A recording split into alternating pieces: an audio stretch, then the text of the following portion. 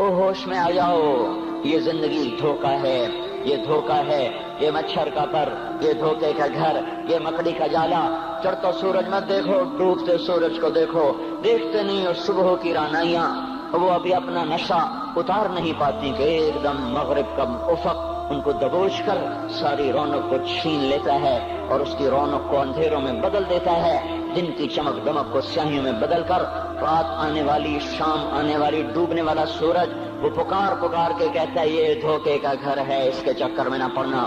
آج شیشوں کے سامنے کھڑا ہوا جوان کیا لڑکی کیا لڑکا کبھی یوں دیکھتا ہے، کبھی یوں دیکھتا ہے، کبھی یوں دیکھتا ہے، کبھی یوں دیکھتا ہے، کبھی یہ کندھا کبھی یہ کندھا، پیچھے بھی شیشہ لگایا ہوا ہے، پیچھے سے بھی دیکھتا ہے، آگے سے بھی دیکھتا ہے، اوپر شیشے کر کے دیکھتا ہے، دائیں زاویے سے دیکھتا ہے، بائیں زاویے سے دیکھتا ہے، کبھی اپنی آنکھوں کو دیکھتا ہے، کبھی اپنے ماتھے کو دیکھتا ہے، کبھی اپنے گال دیکھتا ہے، اپنے حسن پہ اتراتا ہے اور اپنی تعریف کا طلبگار بنتا ہے۔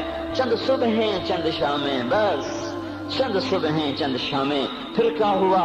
دیکھو دیکھو آج مکڑیاں آ گئیں، بڑھاپے کی مکڑیاں آ گئیں اور انہوں نے بڑھاپے کی جھریوں کا تانا بانا بن دیا ہے۔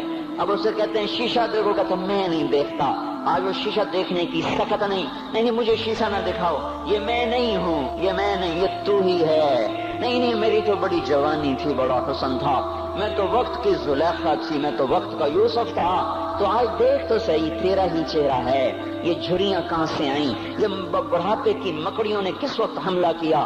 تو نے تو بڑے زور لگائے تھے کہ بڑھاپا نہ آنے پائے، چہرے کی رونق نہ جانے پائے، لاکھوں قسم کے تم نے میک اپ کے سامان خریدے اور کن کن مشقتوں سے تو نے اپنے جسم کو سنوارا بنایا، پر تو آج اپنا چہرہ کیوں نہیں دیکھتا؟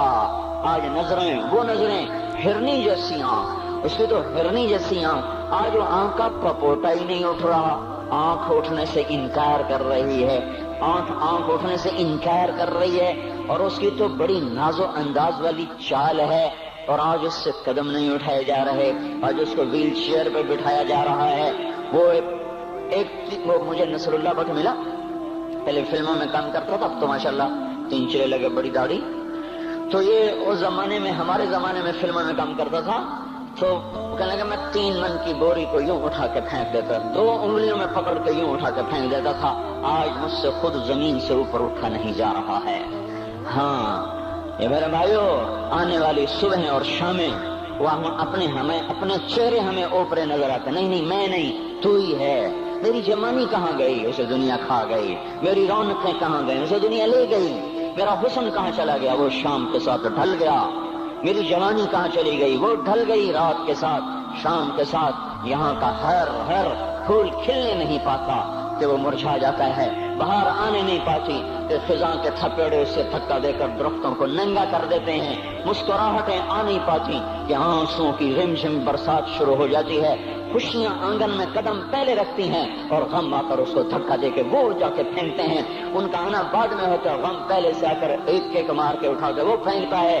کہیں شادیوں کے نغمے نہ سنا کرو، جاؤ رونے والیوں کے نوحے سنو، ناچنے والیوں کے گانے نہ سنو، بین کرنے والیاں ان ماؤں کے بین سنو جن کے جوان لال ان کی آنکھوں کے سامنے میت بن کے پڑے ہوتے ہیں، ان عورتوں کے نوحے سنو جن کے جوان خامن ان کے سامنے چھوٹے بچے چھوڑ کے جا کر قبر کا سفر شروع کر رہے ہوتے ہیں، ان باپوں کے جا کر ان کی غم گیز داستانیں سنو میرے بھائیو، جو خود کہتے تھے یا اللہ مجھے موت دے دے، وہ بیٹھا سسک رہا ہے اور جوان بچہ کچھ کندھوں پہ اٹھا کر وہ قبر میں لے جایا جا رہا ہے۔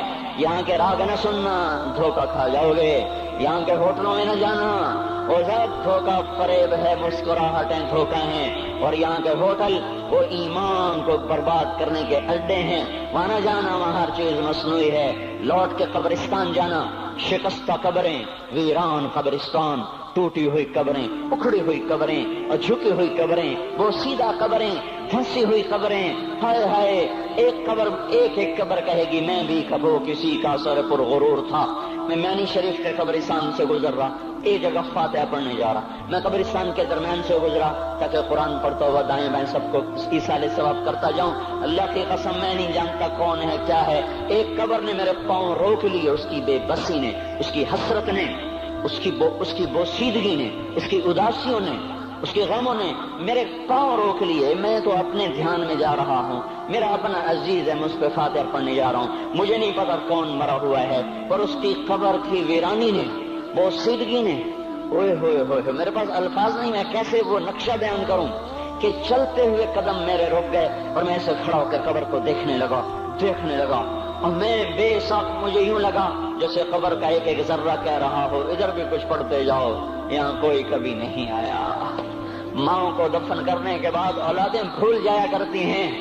ماؤں کی گود میں برسوں کھیلنے کے بعد پھر یاد میں نہیں رہتا کوئی ماں تھی.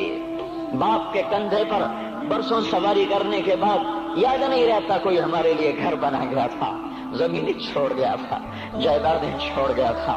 وہ ایک محرم میں چلے جاتے ہیں. اگر یہ رسم نہ ہوتی تو شاید کوئی قبروں پہ بھی نہ جاتا. اپنی مصروفیتیں, جب آدمی خود باپ بنتا ہے باپ بھول جاتے ہیں. جب خود بچی ماں بنتی ہے مائیں بھول جاتی ہیں. جب اپنی دوستیاں بنتی ہیں بھائی بھول جاتے ہیں. کون مرے ہوئے کو یاد رکھتا ہے؟ یہ فنا کی جھوک ہے, مٹ جانے کا